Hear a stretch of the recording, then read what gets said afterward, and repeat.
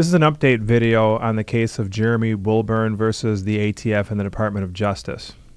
As a background, Jeremy Wilburn was convicted of the offense of domestic violence and later had it expunged off his record through the Clean Slate Act. Well, after that, he legally obtained and purchased multiple firearms, because that's what an expungement is supposed to do, clean somebody's record so that they're able to possess and purchase firearms, and he did. And then he purchased a silencer, sought to purchase a silencer, and didn't get an immediate response.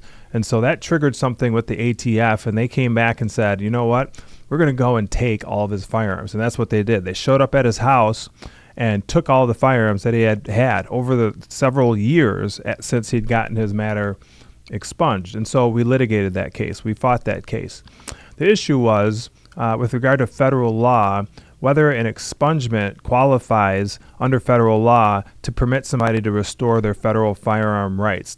Well, there's other jurisdictions that have gone different ways. There's other circuits in this country. Some circuits say, yes, it's a full expungement, and that should completely permit somebody to be in possession of a firearm. Well, there's other jurisdictions that say otherwise, including the 11th Circuit and the 9th Circuit. And so we litigated that recently. We had a hearing in the United States District Court in the Eastern District of Michigan, Judge Susan, the clerk, and we finally got the decision.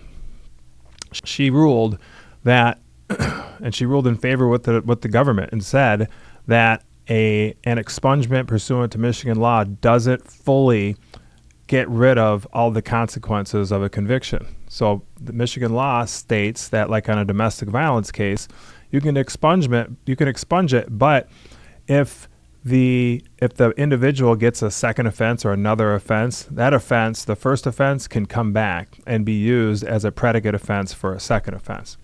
And so what they're arguing and what the court said and ruled is that means that the offense really isn't fully expunged. It doesn't fully go away. And because it doesn't fully go away, it doesn't qualify then for as a federal expungement, and therefore he's still prohibited from being in possession of firearms.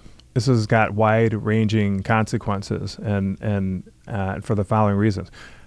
The expungement law, the YTA law, where somebody that's under the age of 24 can have that record removed from their record.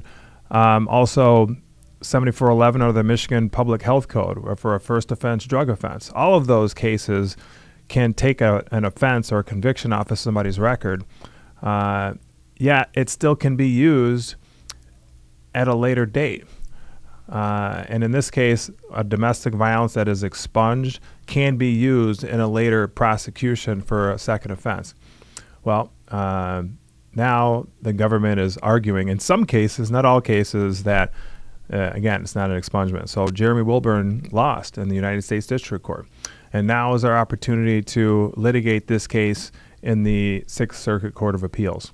And that's what we're going to be doing. That's what we are thinking about, how to strategize and figure out how to make this argument stronger so that we can win in the Court of Appeals. But I know a lot of people have been following this issue and are interested in how and what's been going on. You can get the court's opinion, which we're going to upload to our website. If you have any questions about it, feel free to contact our office or email me at barton@bartonmorris.com. You can go to michigancriminalattorney.com to learn more information, or our YouTube channel.